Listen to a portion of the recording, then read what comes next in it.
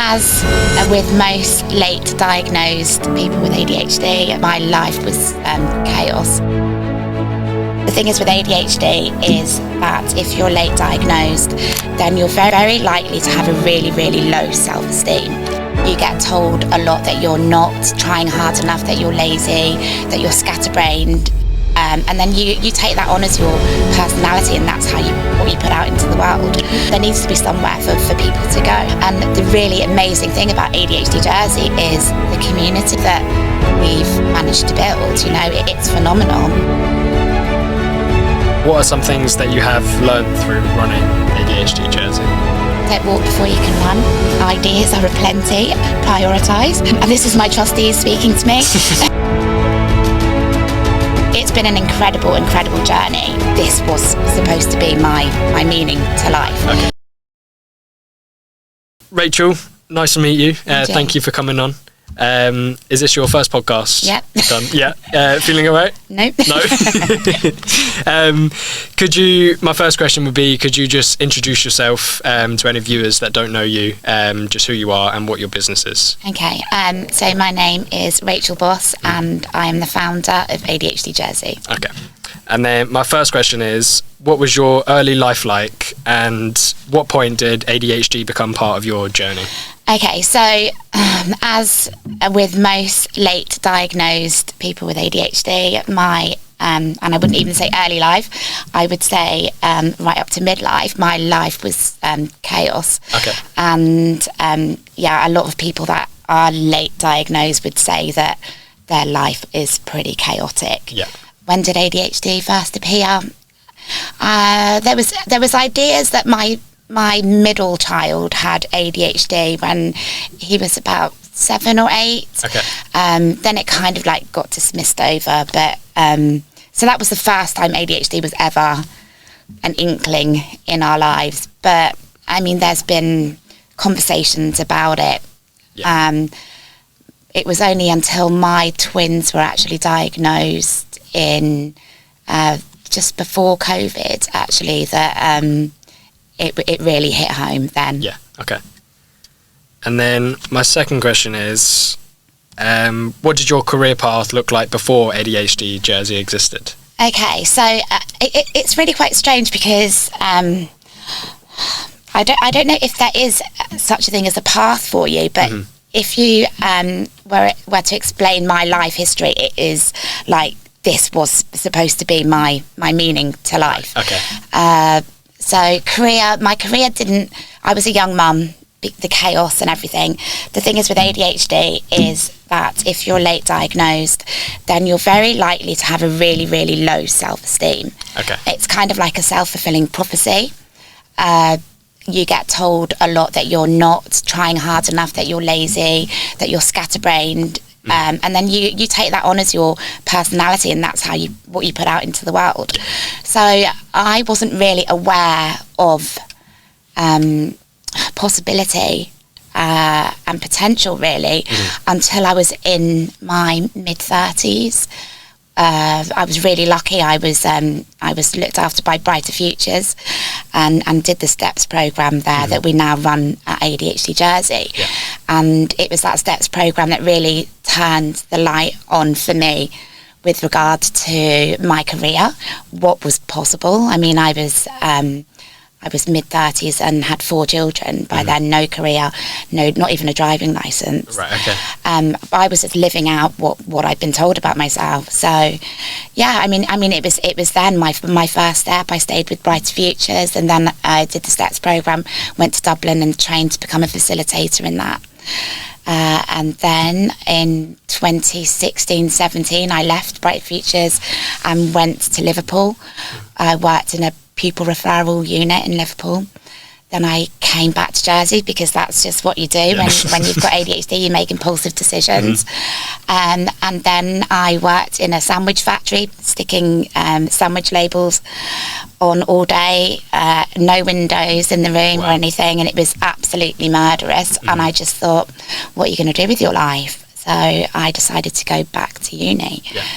And well, I mean, when I say I decided to go back to uni, I was told that I wasn't allowed to apply first off, I wasn't accepted because I didn't have any GCSEs or A-levels or anything. So I ended up actually doing my GCSEs and A-levels in the same year, managed to pass with a distinction and merit profile, which was absolutely mind-blowing for me because I'd always been told that I wasn't capable. And then I went on to do the FDSE in psychology and criminology and got a 2.1 in that as well. Okay. So it's just, it's kind of like I'm saying, it's like my path has just kind of led to this. Yeah, okay. How did you find criminology and psychology? Because my girlfriend and my sisters just started there as well. It's amazing. Yeah, absolutely amazing. I mean, that's kind of like it's a juxtaposition, isn't it? Really, it's if you don't study, then you don't know. Yeah. And I've always loved to learn. I mean, I was reading age 15 adult books when I was like 8 or 9. You know, so I've always had that thirst for knowledge, but I've never known how to apply it. And just, I mean, the knowledge about sociology, for example, it's just phenomenal. Yeah. So. And then my other question is, how do you define success for yourself personally, not just professionally? That's a good one, isn't it? I think for me personally, it is seeing the light come back on in somebody else's eyes. When we run the STEPS program, I mean, we're running it for people of age 21 up to, you know, 60s, and to just see those people for the first time ever. Just, I mean, for example, one lady, it was the first time in her 60s that she'd ever said no to her family, because people pleasing is such a common thing. Yeah. And I mean, we've had a young lad in his 20s that wasn't in work, had moved back home with his family because of anxiety, etc. And then 4 weeks into our STEPS program, he's back doing everything that he loved, you know. So that's how I define success, really. Yeah. Okay. And then moving on to your business, ADHD Jersey. Yeah. For anyone that has clicked on this video and unsure of what ADHD Jersey is, could you explain what it is and what was the purpose behind starting it? Right. So, I mean, I explained that, like when I was diagnosed and when my children were diagnosed, I was given my tablets and just sent on my way, really. And it was kind of like a, wow. If you do get diagnosed when you're later in life as well, there is a lot of a grief. I mean, there's relief that you know that you've got answers for the first time, but then there's a lot of grief for the time that you've lost. Yeah. Okay. So I guess just to fill that hole, really, then there needs to be somewhere for people to go, you know. And the really amazing thing about ADHD Jersey is the community that we've managed to build. You know, it's phenomenal. Our team, I mean, we're all volunteers, but I mean, we have people that just pop into the hub just to come and say hello because they just need to be around us. And I think that's the thing. It's just ADHD Jersey just says that it's okay to be you, and it's not your fault, and you are able to live your potential. And I think that's the most important thing, really. Yeah. Okay. And then, can you share a moment or story that really highlighted the importance of your work? There's so many. There is literally so many, and it's seeing those people with the realization that, oh my God, I'm actually going to go back to study. I'm going to try and, you know, change my life. That is definitely, for me, it's the be all and end all of everything that we do in ADHD Jersey. That's our ethos. It's all about, you know, being positive and just reframing that idea about ADHD. Yeah. Okay. And what are some things that you have learnt through running ADHD Jersey? Don't walk before you can run. Ideas are aplenty. Prioritise. Yeah. And this is my trustees speaking to me. It's been an incredible journey. I'm going to be always learning. I mean, that's the nature of life, I think. Slow down, I think, as well. Okay. I mean, I think we've got to a stage where ADHD Jersey looks so professional on the outside, but really internally we're just a grassroots organisation. We're all volunteers, you know, so it is to slow down and to do things step by step. I'm just really thankful that now because I was kind of running it single-handedly for so long. Yeah. But now we've got trustees on board. Right, okay. In a way, it's really good that I've got that support, and but it's kind of quite, I don't know, it's like melancholy in a way, I suppose, that it's like my baby has now gone to nursery, or it's been able to ride a bike, you know, so it's got its own wings, really, you know, so it's kind of flying now. Yeah. When did you start ADHD Jersey as well? Well, in 2020. 2020, okay. Yeah, so but we just started as a meetup actually across the road in Danny's pub. Oh wow, the nice. So yeah, that's how it's all started, and it's just grown and built from there. Yeah. I didn't realise that it would grow to the extent it has. Okay. But it's just amazing that it is, you know. That's good.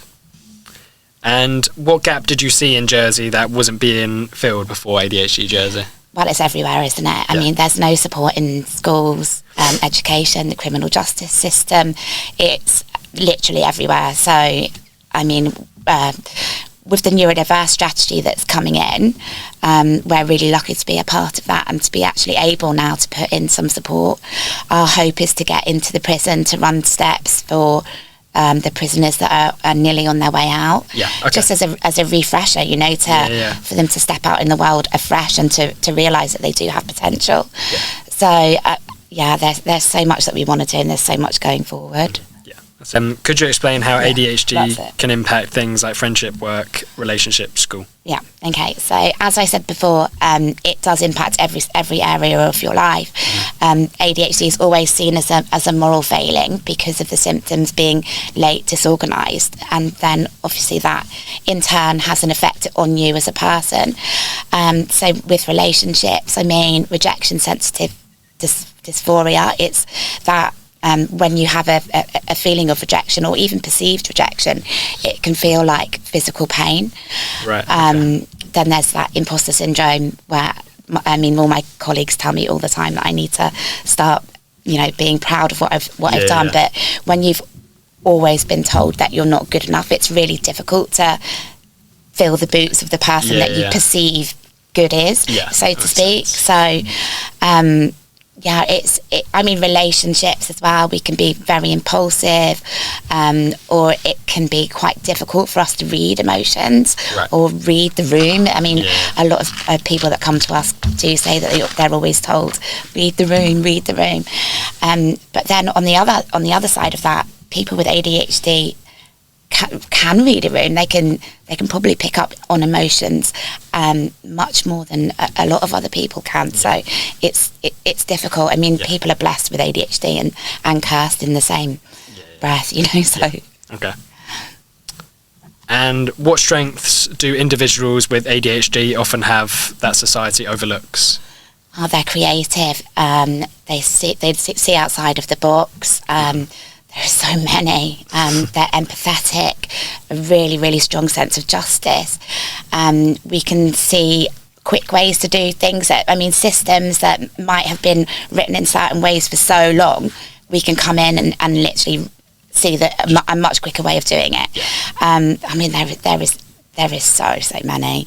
When hyperfocus, for example, being able to write programs, etc., in half the time that a neurotypical person is, purely because of our hyperfocus, you know.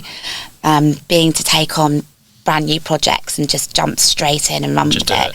There's all of those things like that. Okay. And what is one message you want viewers to take away about ADHD? I would like to say please understand ADHD.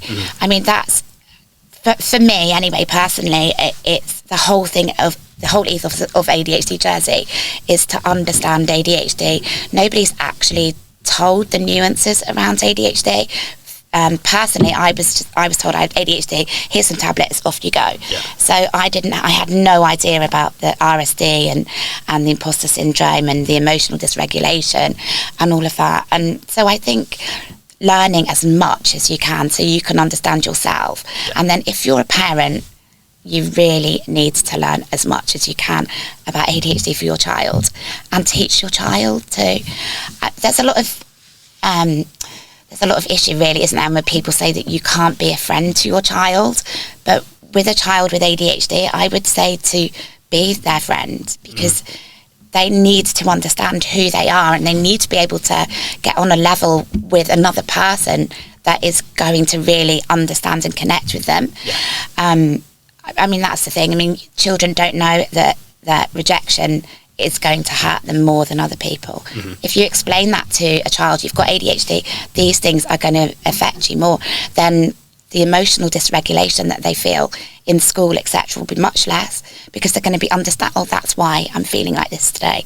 And I think everyone's just so scared, aren't they, of labels. And labels are really, I mean, I actually wish that I had been diagnosed 30 years ago, because of the support then. You know, I wasn't able to do a degree until I was in my 40s. What would have happened if I had been diagnosed at 7, 8? You know, my whole life aspect would have changed. So don't be scared of labels, and knowledge is power. Knowledge really is power. And then my other question is, what routines or systems work best for ADHD brains? Just keep trying. I think it's. Okay. I mean, it's the individual, isn't it? You have to ask a conversation again. Ask that individual what routines would work for them. I mean, I've got my diagnosis. I'm on my meds. It's not the be all and end all. ADHD is still real, and it still affects me every single day. So I think writing things down, make the invisible visible. Timers, post-it notes. Body doubling is a really good thing. So that's when you get somebody around to come and sit with you, help you do the task. People get stuck on emails. And that's the thing. It's like there's so many things that people... It's like when you have ADHD paralysis and you're so overwhelmed, you are unable to do anything. I mean, anything. So it's when you recognise that in your child or your partner or your friend, it's just to be able to sit and break that task down with them, help to make things manageable, breaking tasks into tasks. You know, it's really that basic, step by step. When you're like that, and I just think be aware of burnout as well. A lot of people don't understand that, you know, if we're doing lots and lots of things for the first part of the week and we're around loads and loads of people, that by the end of the week we might just have to have a work from home day because it is just a little bit too much. And then moving on to advice for others, what do parents often underestimate when supporting a child with ADHD? You mentioned parents needing to understand. I think it is their emotions. I think it is, and I mean it's that again. It's a shame that ADHD is so stigmatized, because the symptoms are. I mean, I know that I've mentioned it, but the symptoms are seen as moral failings. But when your child is literally crashing out and causing mayhem at home, that child's inside is probably triggered by rejection. Something's happened that's made that child spill out. And trying to calm down a child when you are also over dysregulated, etc., is never going to work. Always remember that you have to be in a quiet voice and in a calm level to get your child to calm down. Well, I think one thing is, like, if you've got ADHD or neurodiversity as well, it's really difficult to recognise that you might be getting overstimulated by that child. So just recognise that, hey, you know, that could be going on as well. I mean, a lot of the time it is. I mean, with my twins, for example, one's hyperactive ADHD, whereas the other one is autistic. So the hyperactive child was setting off the autistic child. And then all of that screaming, that emotion, and then I'm the parent trying to deal with it when everything is like triggered for me. It can be really, really difficult. So just to those parents, I mean, just to try and remember that, and to know that you're doing such a good job. I mean, the stress levels for bringing up a neurodiverse child is said to be the same as a fighter pilot. Oh, really? So, yeah, I mean, be kind to yourself, really. It's difficult. It's really difficult out there. And just learn as much about ADHD as you can. Okay. And then my other question, what advice would you give someone wanting to start a community-led organisation? I I would say don't, but that's not fair. Take your time, I think, and really get your direction set first. I mean, we're still a not-for-profit at the moment, and we're trying to now get to charitable status, whereas in hindsight, we should really have been a charity first. Right, okay, yeah. So I would say that get as much support as you can. Make friends with people, collab with as many organisations as you can. I mean, we are so lucky. We've made some good bonds with Autism Jersey and Jet and things like that. So we really are on good footing now. So, and if you really want to come and have a chat, we'll try and help. But it's a learning curve, isn't it? I mean, what do you want to do? Make sure that you've got your direction really written out. I mean, that's the thing with ADHD, it's the ideas are just like coming in from every single angle, and to know which ideas to actually put on paper and run with and which to put to the side as well, I think really the biggest thing for us is what's going to have the most impact, so doing our steps programs, where we want to launch PX2, which is for teenagers, so we know that's desperate. Right, okay, So just try and run with what's going to have the biggest impact, I think. Yeah. And do you find it, when you say support and you work with other people, do you find it easier working with these people in Jersey? Because obviously it's Jersey and everyone knows each other. Does that play a part, or? Well, I'm not sure. I mean, living in Jersey, I mean, it's one of them again, isn't it? Everybody knows you over here. So, but I didn't really have much contact with Autism Jersey until we'd started ADHD Jersey. So, I mean, it's always in Jersey. It's not what you know, it's who you know, isn't it? So that's what I'm saying about collabing and just being open and kind. Really, we're all in this together, I think, and that's the biggest thing. Really, is we've just got to help everyone that's been missed for so long, I think. Okay. And then my other question, are there any mistakes you made early on when setting up ADHD Jersey that you could share? Well, like I said, running with everybody's ideas. Again, that's the nature of ADHD Jersey, or just ADHD in general. Everyone comes at me all of the time with ideas, all of the time. And it's trying to manage people's expectations and still run an organisation to the best of its ability. And again, it's going to be looking at the outcomes, isn't it? So, I think just being really focused on what you want and trying to stay on that guideline and not be taken everywhere by other people. And that's the thing, though, people have really, really good intentions, but sometimes it's just not what you need for the organisation right now. So and then we have a tradition on the podcast where viewers submit their own questions via Slido. So I've got 3 questions for you. Where does Rachel expect to see ADHD Jersey in 5 years? Okay, so it's boring, really. I just want it to be. I want to see it embedded into all aspects of island life, education, the criminal justice system, employment. We really need to have that conversation. And we're so fortunate in Jersey because it's a micro society, and if we get it right in Jersey, we are able to upscale this. And so 5 years time, let's be doing this right, and then given the opportunity to expand this across the UK and wider. Really, I mean that would be my dream if I had any dream. And I think that the difference with ADHD Jersey is that because we work with the adult, we started with the adults, and I think a lot of ADHD support out there is helping the children, and then as a branch of helping the parents, but it's not really helping the parents, it's more of a pointing the fingers at the parents. Right, okay, So the parenting programs that are out there for ADHD people aren't written for ADHD people, they're written by neurotypical people.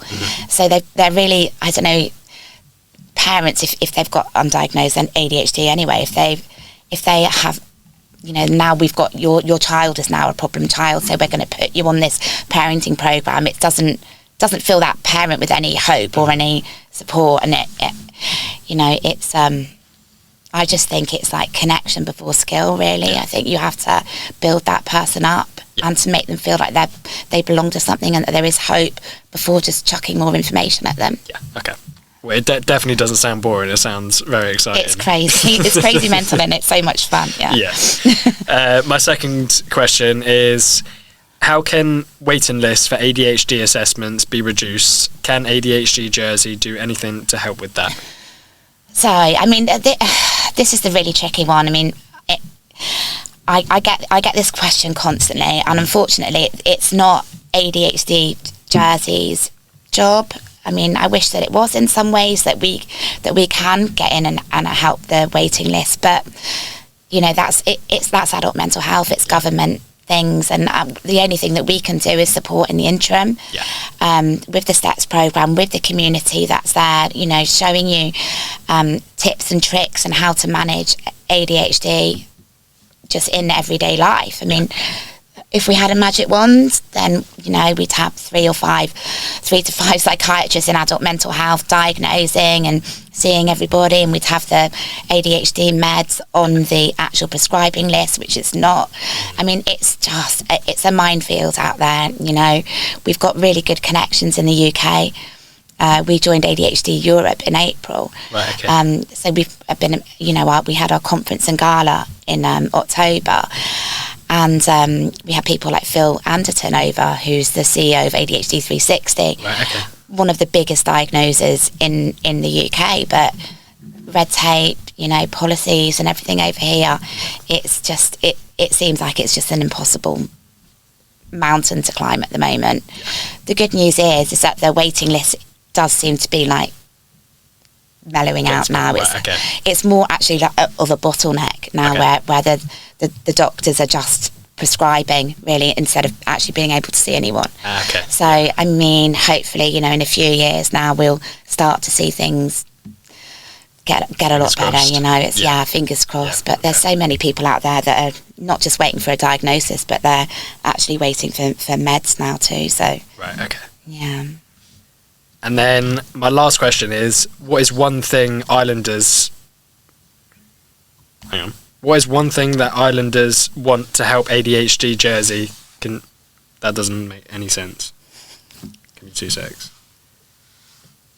I'll read it how it is and then see if it makes sense. What is one thing Islanders that want to help ADHD Jersey can do to support? So what is one thing that Islanders can do to help support ADHD Jersey? That's it, yeah. That's it. Okay, so one thing that Islanders can do to help and support us is learn about ADHD again. Let us get this stigma changed. Let's get the conversations going. Do your research about ADHD. Don't be so quick to think that people with ADHD are hard to work with. We're not. We're absolutely amazing. I mean, we've been running the just the support group for 4 years now on Facebook, and I've only ever had to remove one person from the group. That just goes to show you how collaborative we all are. You know, that's good. We want to please. You know, we're not out there to cause trouble or anything like that. We just, people with ADHD just want to be seen. That's all it is. They want to be seen and they want to be understood. And if you just reframe your thinking a little bit, you might just change somebody's life. Okay. And that's all my questions for you. Woo! Thank you so much for coming on. My girlfriend has ADHD as well, so she was quite excited that I was recording an episode with you. But that might have been one of the most interesting conversations I've had. So really, I'm really interested in it. Good.